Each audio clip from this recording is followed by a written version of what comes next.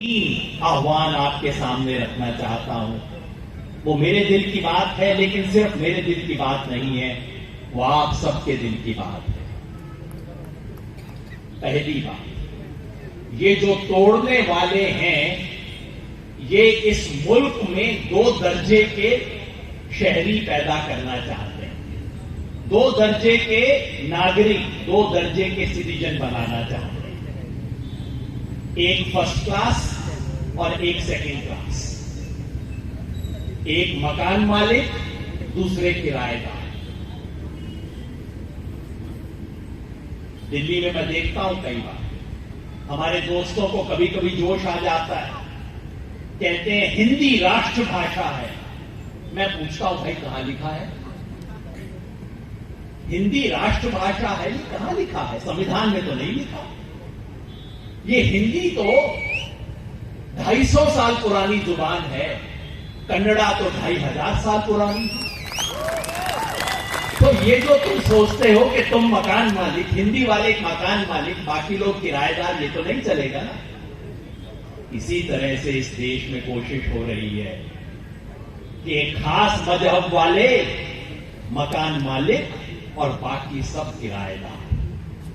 आज यहां उडुपी से हम घोषणा करने आए हैं कि जिसके पूर्वज, जिसके बाप दादा परदादा की राख इस मिट्टी में है, जिसके पुरखों की हड्डी इस मिट्टी में गड़ी हुई है, वो सब मकान मालिक हैं, किराएदार कोई नहीं है इस देश में।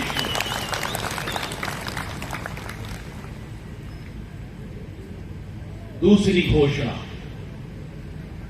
ये कहते हैं कि ये सेकुलरिज्म क्या बला है, कहां से आ गई? हमें बताया जाता है कि नहीं, ये तो कॉन्स्टिट्यूशन में थी नहीं, ये तो 1976 में इंदिरा गांधी ने डाल दिया था, नहीं तो सेकुलरिज्म था नहीं। ये झूठ है। ये सेकुलरिज्म अंग्रेजी का लफ्ज है, भूल जाइए। हमारे इधर कहते हैं सर्वधर्म समभाव। हमारे तीनों धर्मगुरु बोले, इस देश के संविधान में पहले दिन से लिखा हुआ है, 1975 में नहीं आया, 1950 के इस देश के संविधान में यह बात लिखी हुई थी, right to equality, right to religion, right to culture, पहले दिन से लिखा हुआ है। और ये सिर्फ संविधान की बात नहीं है, इस देश के स्वतंत्रता आंदोलन, आजकल इस देश में सेडिशन की बड़ी बात चलती है। कौन देश प्रेमी, कौन देशद्रोही, और ये कुछ लोग बैठे अपने आप सर्टिफिकेट इशू करते रहते हैं, तुम देश प्रेमी, ये देशद्रोही, तुम देश के खिलाफ, तुम देश के खिलाफ। मैं कहना चाहता हूं, मेरा सिर्फ एक सर्टिफिकेट है, और वो मेरा नहीं है, इस देश का सर्टिफिकेट है।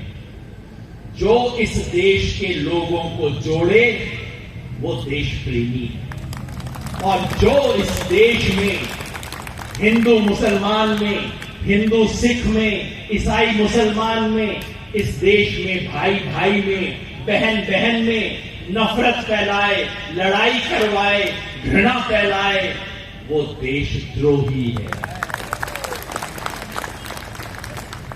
सहमत है सब लोग? तो हाथ उठा के हम तीनों बातों पे बोलेंगे, है ना ये देशद्रोह? हम सब जानते हैं कौन देशद्रोही है इस देश में, किसी का नाम लेने की जरूरत नहीं, सबकी आंख के सामने हो रहा है। आज इस देश में जो बुलडोजर चल रहा है, वो बुलडोजर किसी इमारत पे नहीं चल रहा, वो बुलडोजर किसी धर्मस्थल पे नहीं चल रहा, वो बुलडोजर हिंदुस्तान की इमारत पे चल रहा है। ये बुलडोजर हमारे संविधान पे चल रहा है, हमारी सभ्यता पे बुलडोजर चल रहा है। ये हम पूरे नहीं करेंगे। आज इस सभ्यता, आज इस समावेश में हम आए हैं ये कहने के लिए कि हर हिंदुस्तानी, हमारा मजहब अलग होगा, हमारा इबादत करने का तरीका अलग है, लेकिन जब इस देश और इसकी बुनियाद को बचाने की बात आएगी, तब हम सब एक साथ खड़े होंगे। और बस इसी से जुड़ा आखिरी सवाल, मेरे कई दोस्त पूछते हैं और खास तौर पे पिछले right to equality, right to religion, right to culture पहले दिन से लिखा हुआ है। और ये सिर्फ संविधान की बात नहीं है, इस देश के स्वतंत्रता आंदोलन ने ये बात स्थापित की थी। संविधान बनने से पहले इस चीज पे राजी हो चुके थे। सन 1928 में जब संविधान कैसा बनेगा उसका ड्राफ्ट बना था, तब ये बात उसमें लिखी गई थी, क्योंकि ये इस देश के स्वतंत्रता आंदोलन का सार है। और ये सिर्फ स्वतंत्रता आंदोलन की बात नहीं है, उससे भी पहले की बात है। गौतम बुद्ध ने कहा मैत्री, अशोक ने कहा, अकबर ने कहा। ये जिसे आज हम सेकुलरिज्म कहते हैं, वो सिर्फ कोई अंग्रेजी या अंग्रेजों की देन नहीं है। ये हमारे संविधान का, हमारे स्वतंत्रता आंदोलन का और हमारी सभ्यता का मूल मंत्र है। ये 5000 साल से देश ऐसा चल रहा है। ये सब कुर्सी पे जो बैठते हैं, कुर्सी पे बैठेंगे, एक दिन कुर्सी इनकी भी चली जाएगी। वो जो कहते हैं ना, इनसे पहले भी जो तख्त नशी था, उसे भी अपने खुदा होने का यकीन था। तो ये जो तख्त पे बैठते हैं, अपने आप को खुदा समझने लगे की विरासत है। भगत सिंह हमारे पास है, मौलाना आजाद हमारे पास है, महात्मा गांधी की विरासत हमारे पास है। क्या हम उसे हारने देंगे? और हमारे पास बाबा साहेब अम्बेडकर का संविधान है। वो संविधान हमारे साथ है। कितना भी ये कर लें, उस संविधान की प्रिएम्बल प्रस्तावना वो आज भी हमारी है। हम खाली हाथ नहीं हैं। सवाल ये नहीं है कि हम जीतेंगे या नहीं, सवाल ये है कि इतनी बड़ी पूंजी लेके हम कब जीतेंगे, कैसे जीतेंगे। अगर इतनी बड़ी पूंजी लेके भी हम नहीं जीतते, तो मैं समझता हूं हम इस लायक नहीं कि हम जिंदा रह सकें। तो हम सब लड़ेंगे और जीतेंगे। तो मिलके मेरे साथ कहिए, जय हिंद। दोस्त पूछते हैं, योगेंद्र हम कामयाब होंगे क्या, जीतेंगे क्या हम इस लड़ाई में? मैं कहता हूं मेरे दोस्त, कुछ लड़ाई होती है जिसमें ये सवाल पूछे नहीं जाते। कुछ लड़ाई होती है ऐसी जिसमें सवाल ये नहीं पूछा जाता कि हम जीतेंगे या नहीं। क्या हम जीतेंगे ये सवाल नहीं पूछा जाता, कब हम जीतेंगे सिर्फ ये सवाल पूछा जाता। आज इस देश पे बुलडोजर चलाने वालों के हाथ में मीडिया है। इतनी शानदार आपने उड़ुपी में रैली की। अगर ईमानदार मीडिया होता, अगर सच्चा देश होता, तो आज शाम इस देश के टेलीविजन चैनल की हेडलाइन के उड़ुपी की सभा होनी चाहिए थी, लेकिन नहीं होगी। कल के अखबार में आपको छोटी सी जगह मिल जाएगी बस। मैं किसी पत्रकार को दोष नहीं देता भाई, ये कर्मचारी अपना काम ईमानदारी से कर रहे हैं। जो बुलडोजर चला रहे हैं, उनके हाथ में मीडिया की गर्दन है।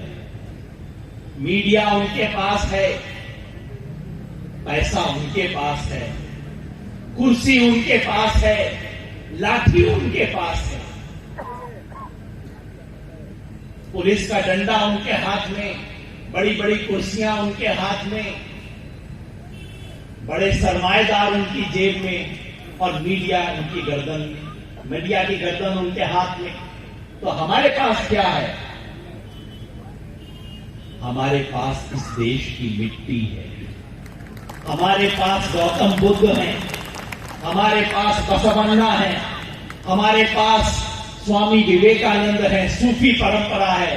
5000 साल की इस देश की मिट्टी हमारे साथ है। क्या ये मिट्टी हारेगी? आप बताइए, क्या ये मिट्टी हारेगी?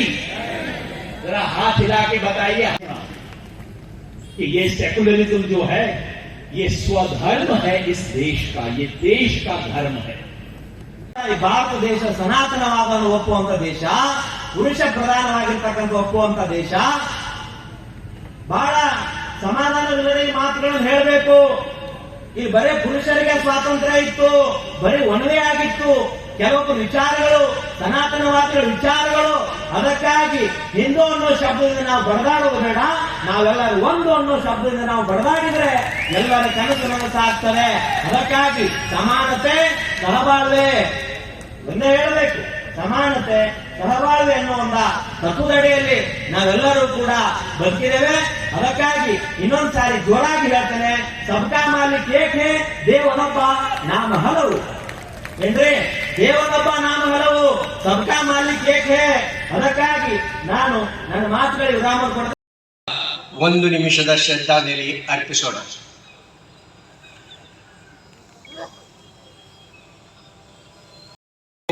ನಾವು ಸಹ ಕಾರಣರಾಗಿದ್ದೇವೆ. ಅಳಿದ ಈ ಜೀವಗಳನ್ನು ಸ್ಮರಿಸುತ್ತಾ ನಮ್ಮ ಕರ್ತವ್ಯವನ್ನು ಮತ್ತೊಮ್ಮೆ ನೆನೆಯುತ್ತಾ ಅತಿ ದೊಡ್ಡ ಕೊಡುಗೆ ಇದೆ. ಇವತ್ತು ಶಿಕ್ಷಣ, ಬ್ಯಾಂಕಿಂಗ್ ಮತ್ತು ಆರೋಗ್ಯ ಕ್ಷೇತ್ರದ ಸಾಧನೆಗಳಿಗಾಗಿ ಇಡೀ ಜಗತ್ತಿದಂತಹ ಮಾರ್ಗ ಅದು ಅಹಿಂಸೆಯ ಮತ್ತು ಸ್ವಾಮಿ ವಿವೇಕಾನಂದರು. ನಾವು ದೇಶ, ಇಡೀ ಜಗತ್ತಿನ ಜನರು ನಮ್ಮ ಸಹೋದರ ಜವಾಹರಲಾಲ್ ನೆಹರೂರಂತಹ ಮುತ್ಸದ್ದಿಗಳು ಜೊತೆಗೂಡಿ ಶ್ರಮಿಸಿದರು.